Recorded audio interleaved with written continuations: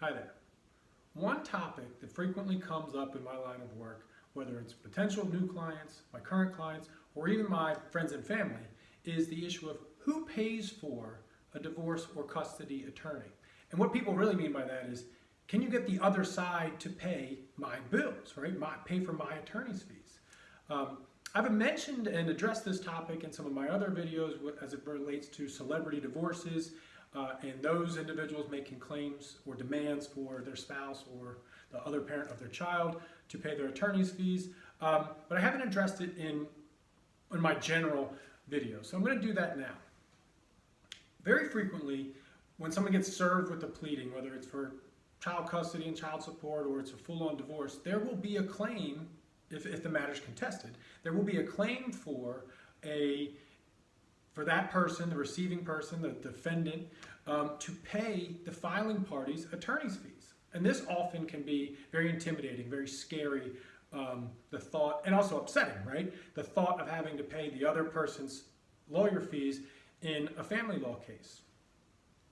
And on the flip side, sometimes people are very eager for this to happen in their case, because who wants to pay to go through this process, right? That's understandable.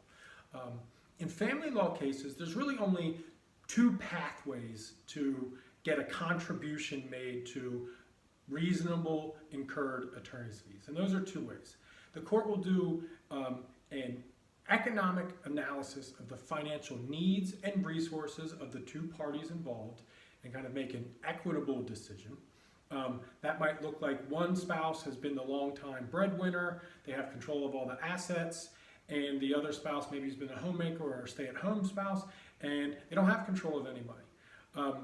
The court can say to the spouse that has the more significant amount of assets, you are going to pay a sum certain to the other side as in for their attorney's fees. And that's often to allow the economically disadvantaged spouse or parent to be able to participate in the case. The court doesn't want to see one side simply win because of economic resources.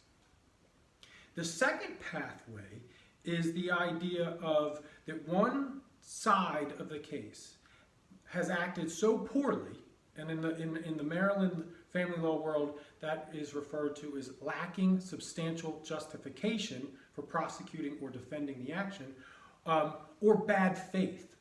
And the problem with this definition is that almost everyone in a high conflict divorce or custody matter, they always kind of think, of course they're acting in bad faith, or they don't have any justification for prosecuting this case. They're wrong. They have done me wrong. They've done our children wrong. They were a bad spouse. They were a cheating spouse. That is not going to meet the threshold of getting your attorney's fees awarded in a case. It's an understandable feeling for our clients, but it's important for the attorney to explain to them that happens in almost every case, and attorney's fees are not awarded in every case. And in fact, attorney's fees are really, the court is pretty loath to do that. The court will award attorney's fees in certain cases, but it's not something they want to do regularly. And in a common divorce case, there is no award of attorney's fees. The conduct has to be so kind of intentionally bad, and I'm talking about kind of dishonesty with the court, fraud in the dealings between the attorneys, or just kind of categorically terrible behavior by a parent. My office and myself, I've been on the receiving end of some very substantial attorney's fees awards, very large sums of money ordered to pay my client for our fees. But on the other hand, I certainly wouldn't wish those circumstances on any of my current clients, because to be awarded the fees, you have to incur the fees, right? You have to get a bill from me or another attorney that says you owe me X amount of dollars, and then in certain circumstances, then you say, okay, well, I want the other side to reimburse me for this money. But you still have to pay your attorney and then get a reimbursement.